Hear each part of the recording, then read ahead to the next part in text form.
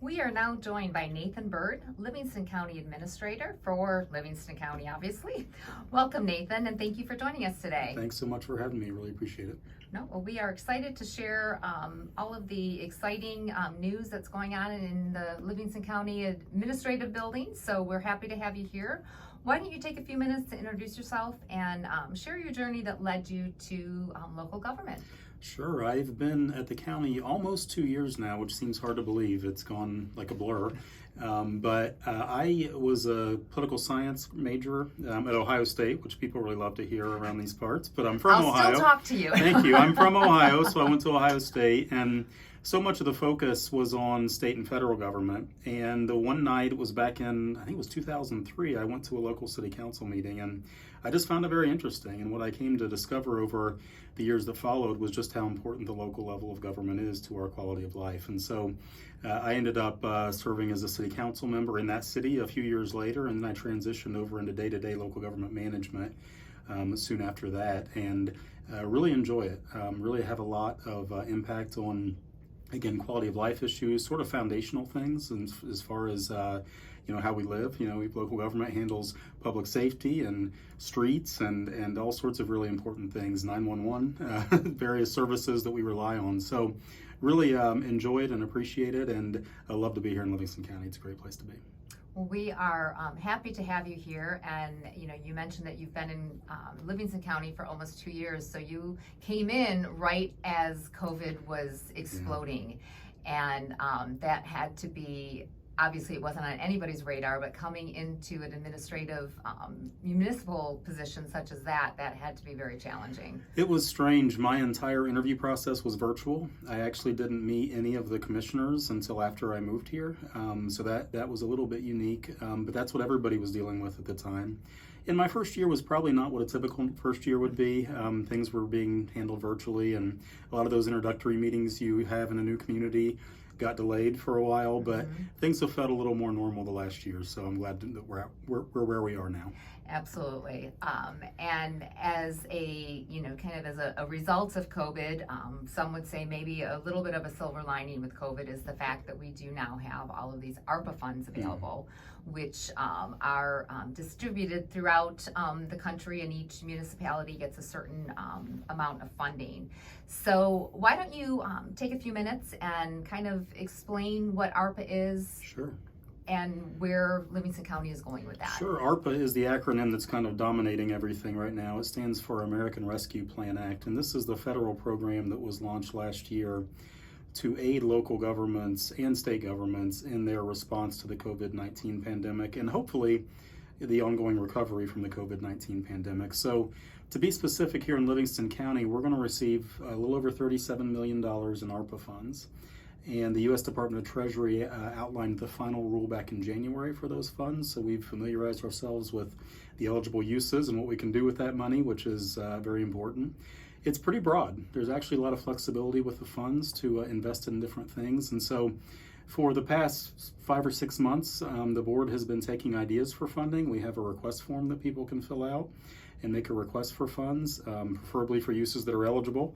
And so they're going to continue taking those requests and those ideas until the end of this month on June 30th. And so anybody who's interested in that can shoot me an email and I can provide more information. It's Burd, B-U-R-D, @livgov.com.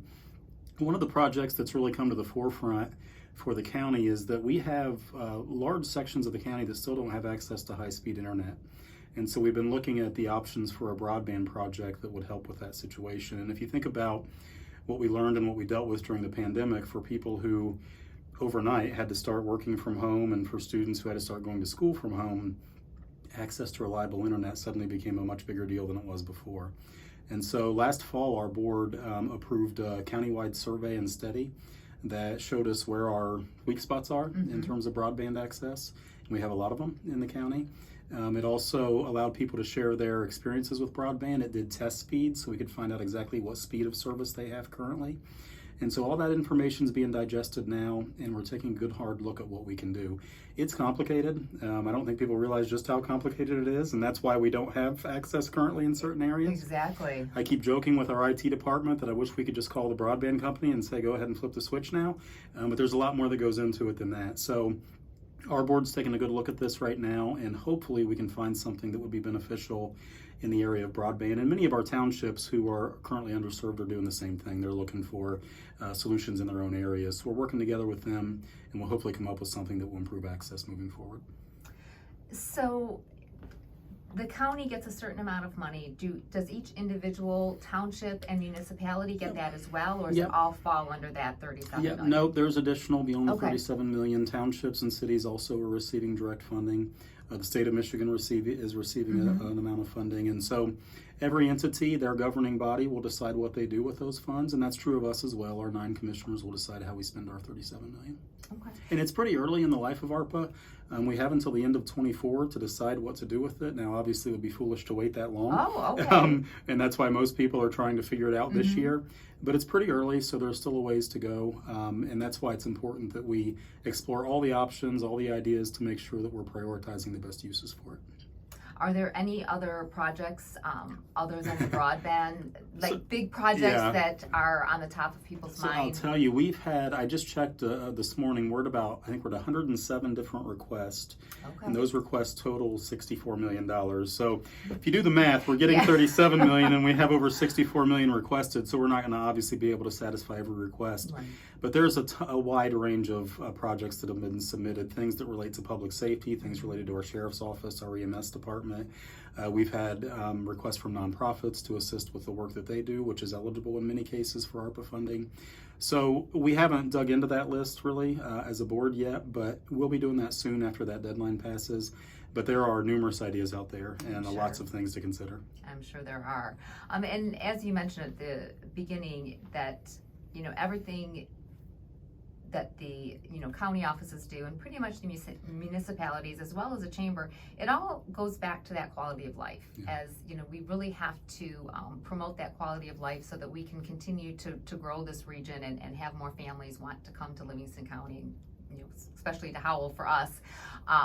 So it's really tremendously important that it's kind of one of those things where you have to kind of get it right the first time. Absolutely, yeah. And I'm sure that's a daunting task. Yeah, absolutely, it is. So kind of segueing into where, we're getting these funds, but where is the county standing right now financially? I mean, what's our financial health prognosis? Yeah, Livingston County has a really strong history of wise and sound financial stewardship.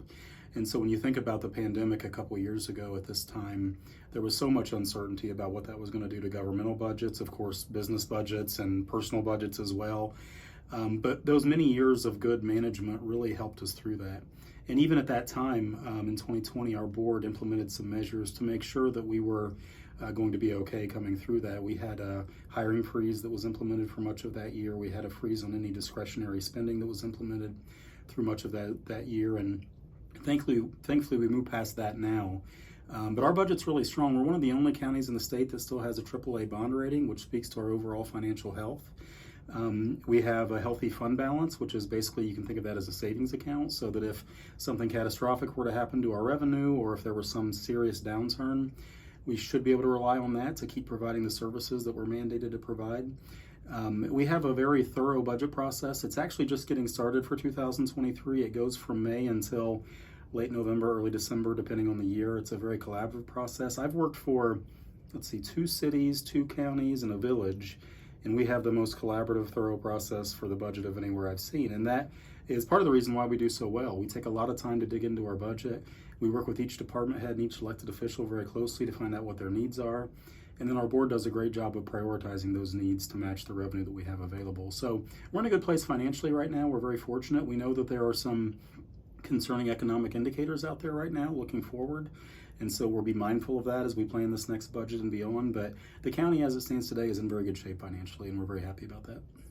Well, that's very encouraging to hear, because you don't hear that too often on the news anymore. Yeah. So, and I know that's, everybody is, like you said, there's a healthy amount of uncertainty out there, and that really is top of mind for everybody. So It's encouraging to hear that the county itself is in a good position, and it sounds like we have people who really understand what's possible to come and how to kind of navigate that. Yeah. So kind of could you give us a brief overview of the strategic plan and that process? Yeah, one of the positive things that's happened this year is our board adopted a new 5-year strategic plan. The previous plan actually expired right around the time COVID was hitting, and so that wasn't a great time to go through the facilitated sessions and large groups of people that it takes to get to a strategic plan. But thankfully, the second half of 2021, we were able to do those meetings and have those planning sessions. And so the board adopted a plan in January that's pretty basic. It's not super long. It's maybe 6 or 7 pages, but it's very substantive. And it basically breaks things down into 3 strategic areas. Those are our county's finances, our infrastructure, as well as our county government workforce, and trying to set 1-year goals in each of those areas. And so it's a good plan. It's something that I see every day because I literally have it taped to the wall above my computer, so it stares me in the face every day. And it serves as a good reminder of some of the big picture things that we're supposed to be working on. It's so easy in this job and in any other job to sort of get caught up in the day-to-day things and take your eye off big picture goals. And so we're trying to keep our eye on those goals, and our board's done a good job of outlining that. They also, as a group of commissioners, have a vision tour as part of the planning process, and that looks ahead 5 years, and they were tasked with finding out, what would you want the county to look like in 5 years in terms of the services we provide, what are we known for, and so it was a very healthy exercise to get everybody on the same page, find areas of agreement, and come up with a plan that we can work towards. And I give monthly reports back to the board on how we're progressing on each item. So it's good, it's exciting, and strategic planning will be definitely part of something that we do moving forward. Well, great. Well, thank you for that update. I know, like I said, a lot of people are watching much more closely how their local governments are progressing forward. Yeah. And you touched just briefly on the local workforce. Yeah. And that is something that, as a chamber, we are diligently working with our schools on keeping, not only retaining talent, but also bringing in that new talent, but keeping talent local. We've got wonderful schools throughout Livingston County, and just a lot of kids that maybe don't want to take the traditional routes, and there's internships and things that are available to them. So how is the county participating in those types of programs? That's a great question. This is something that's really come to the forefront recently, the need to be more proactive in working with our local schools and reaching out to local students. The great resignation and all the changes that are happening in the workforce are things that impact us as well. So we, for the first time ever, participated in LASA's Job Shadow Day. I had an awesome student from Heartland that spent the day with me. We also participated in the Youth Employment Fair sponsored by LASA, which was a great opportunity to meet some more people. And just a couple weeks ago, in the last week of school, myself, Commissioner Zajac, and our county clerk, Elizabeth Hunley, got to spend a day talking to government classes at Howell. And so we're trying to educate them on what local government does and what it is. That's something that missed from my education. We didn't really talk about local government. But there's also a selfish component. We're also trying to encourage them to think about the careers that might be available for them in our cities, villages, townships, and also our county. So it's important for us to get out in front of those folks and let them know what we offer. And so far, it's been exciting to meet with them. And we're going to keep expanding those programs, keep making Job Shadow Days available so that we can make sure that we're doing the best we can to find local students who might be interested in what we do.